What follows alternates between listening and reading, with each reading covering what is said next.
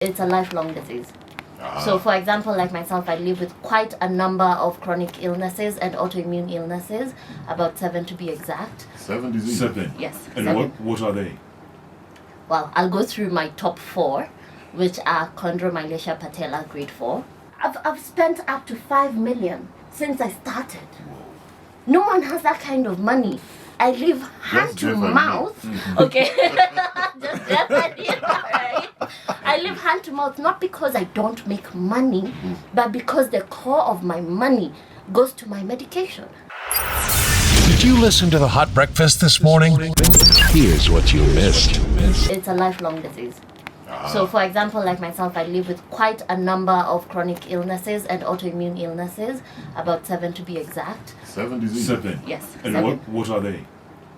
Well, I'll go through my top 4, which are chondromalacia patella grade 4. Those affect my knees.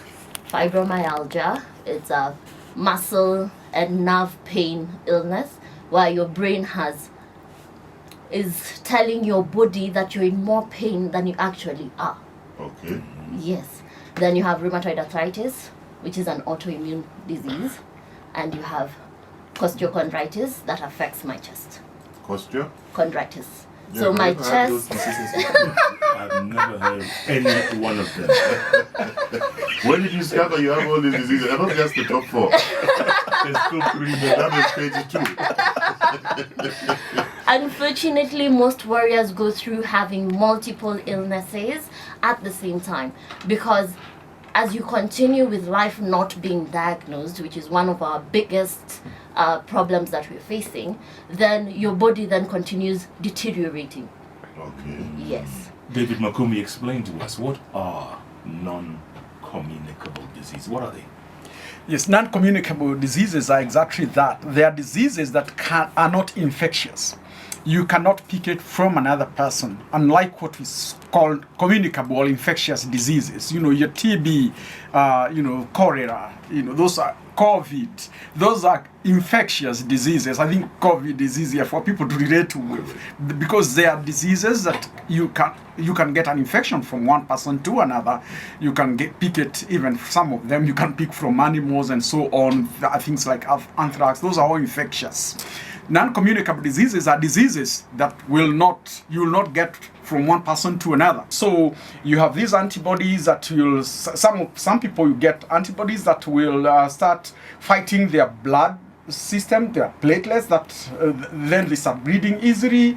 Others will produce antibodies that will fight their kidneys, so they get kidney disease. So that's what we say autoimmune. And the thing is, because it's most of the disease, unless they are skin lesions, they're not things you can see. People are walking smart like Susan here, but you can't say that person is diabetic or that person is hypertensive. 50% of Kenyans are probably hypertensive if you took their blood pressure. It's also important to separate 2 things. There are non-communicable diseases that are driven by modifiable lifestyle factors. We talk about that. So important. Lifestyle and non-communicable diseases. But there are those that are driven by non-modifiable lifestyle. Non-modifiable. You can't do anything about your immune system if it starts fighting you. Right. You can't do anything about genetic diseases. Diseases that, a child has cerebral palsy, for example. So, Susan, how long have you been fighting with your system? I started showing symptoms in 2018. I was very blessed to go through only 1 year of misdiagnosis, and then I was re-diagnosed again in 2019. So I've gone through this for about 5 years. But what made you go in first? I mean, what was the first signs? The first signs were I was walking to the matatu stage, and then my leg stopped moving. My right leg completely stopped moving. I couldn't move it. So I went back home and thought, maybe I'm stressed. Maybe I'm having a tough time. It's okay. Take the day and rest. I took the day. The next day, both my legs weren't moving. The next day, my back, I just couldn't lift myself off bed. And it continued deteriorating day after day after day, until the point whereby my husband was like, now you can't keep crying every day. We've gone to all doctors. Doctors are saying one thing after another after another. So we went to Nairobi Hospital, and that's where I was diagnosed. And that's when you realize that not all doctors know what they're doing, huh? Because one doctor says this, the other says the other. Unfortunately, in our country, we are facing a very big challenge when it comes to doctors. Doctors want to hold on to patients for as long as they can, instead of doing a simple referral system. Refer the patient. If you cannot assist them, refer them. Yeah, you've spoken with passion there. I spent How much did you a spend year. on I've spent up to 5 million since I started. No one has that kind of money. I live hand to Jeff and me. mouth. Okay. Just Jeff and me, right? I live hand to mouth not because I don't make money, but because the core of my money goes to my medication. I spend 45,000 a month on meds. Wow. 1 month. That's someone's rent. That is even beyond other people's rent. All monthly And Dick, income. how many people Yes. can afford this? How many people can afford that? That is the thing. Kenyans, very few, very few privileged Kenyans can afford this. You see, the thing with non-communicable diseases, they're chronic. It's not like the way you get treatment for some malaria, or you had party all night and in the morning you take some and your tummy behaves. You know, just behaves, or something. Yeah. So they are chronic. So when someone tells you they're spending 45,000 shillings a month, it's for life. When someone has end-stage renal disease, they're gonna have dialysis for life unless they get a transplant. And even if they get a kidney transplant, they have to take dawas to protect the new kidney. What we call the immune suppressant. They have to do that for life. If you have a child with epilepsy, you've got to do for life. So not many people, you can't sustain. You might manage to sell a few things, your cows, your plot, your car, whatever, household, TV, and then it just keep demanding. The thing is, as is often said, you're only one step away from poverty, and that step is the next hospital bill. One hospital bill and you're down. Because 5 million shillings, you're down the social ladder. So when we're talking health in this country, and especially when we don't address, the things that don't look like they are very sexy, like non-communicable diseases, we are all over with COVID. Non-communicable diseases didn't take a break because of COVID. Non-communicable diseases are not taking a break because we have elections. Right. Folks the guys who are asking for our votes are probably going, the next president will inherit a very sick society if we don't act. Yeah, so in terms of driving people to poverty, they are the biggest drivers in the healthcare space that are driving people to poverty. The non-community, the expenses. And that's why you have seen, all these chemists you see all over town. When COVID came about, everything else took a back seat. Everything. I'm so glad that you brought COVID up. I was talking to a friend of mine yesterday, and she told me 25 patients of lupus have died since 2021, January, because of COVID. 25, meaning we have lost 2 patients every single month. And this is not being talked about. When COVID came, everything stopped. My business stopped. I'm in real estate. Nothing was selling. Everyone sat on their money. So what happened to me? I reduced all the drugs I was taking because I could no longer afford them. In one day, just one painkiller, I'm spending, so one pill is 200 bob. I take 6 of that particular pill a day. It's 1,200. Can you imagine? And I'm not talking about even the rest of the drugs. So now when you cannot afford that, what do? Exactly what David is saying. You sit at home and you can't fundraise. I look gorgeous. If I tell you I need 1 million bob, you look at me and say, and a job, madam. Go. Yeah. So, and all these medicines are like autoimmune diseases. Are they covered by insurance? No. They're not. Insurance works in very interesting ways. Mm-hmm. But first of all, we are not covered under NHIF in any way, shape or form.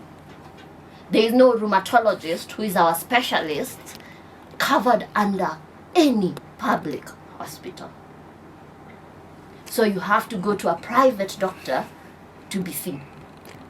The price ranges from 4,000 bob consultation up to 10,000 bob. depending on who you see. Then they give you a whole prescription of drugs. All right? These drugs, you take them to your chemist and you buy.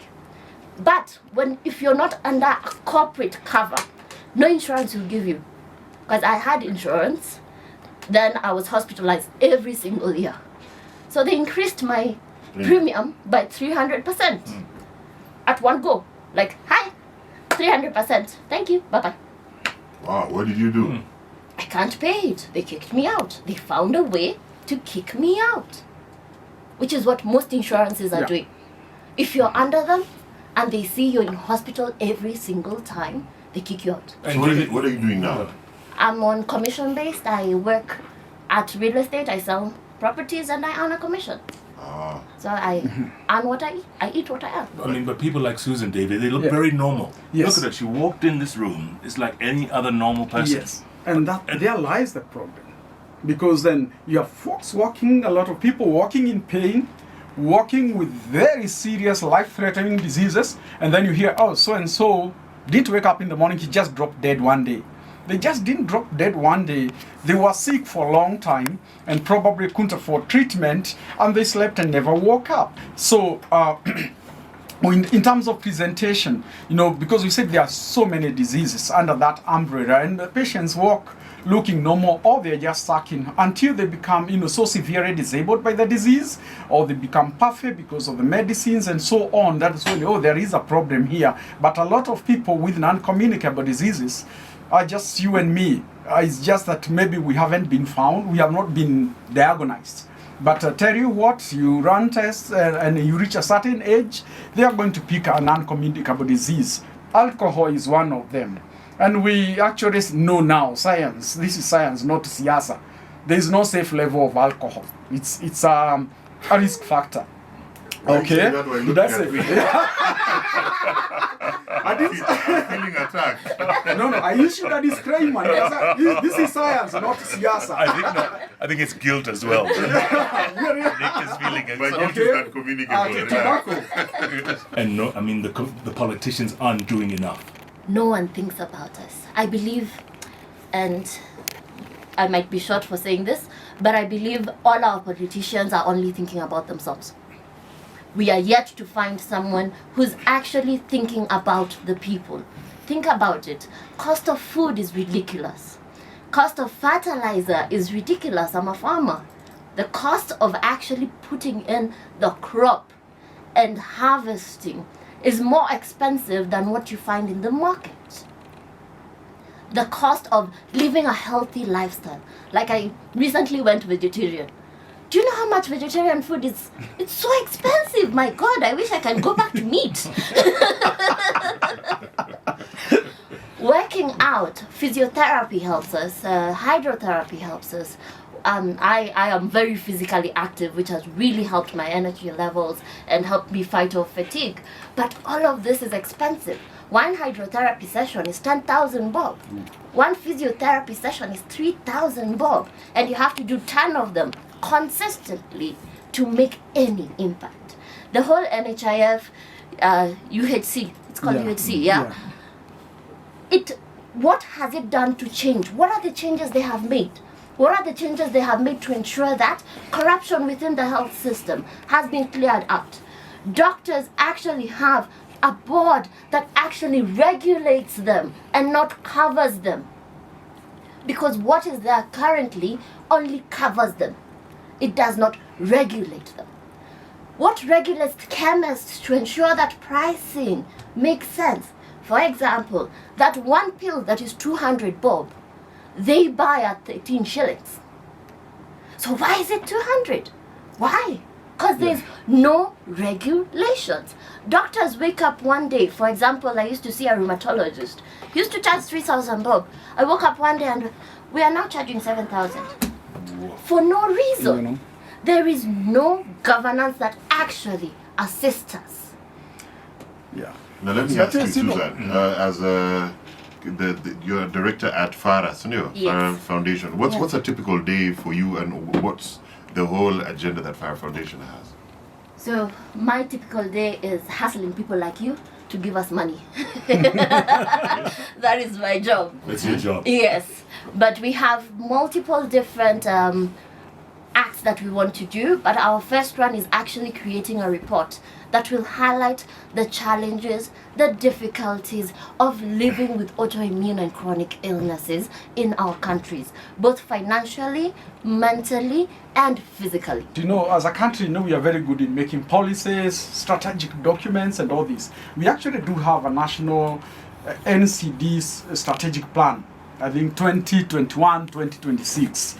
You know, we've had a couple of strategic plans. We have all these documents, you know, and policy documents as well. You know, we have all sorts of, we have roadmaps, which sometimes we are slow in implementing, or we don't put resources to implement them. And then you find other countries in the neighborhood, you know, picking the same document. You're wondering, Rwanda is doing so well in this area.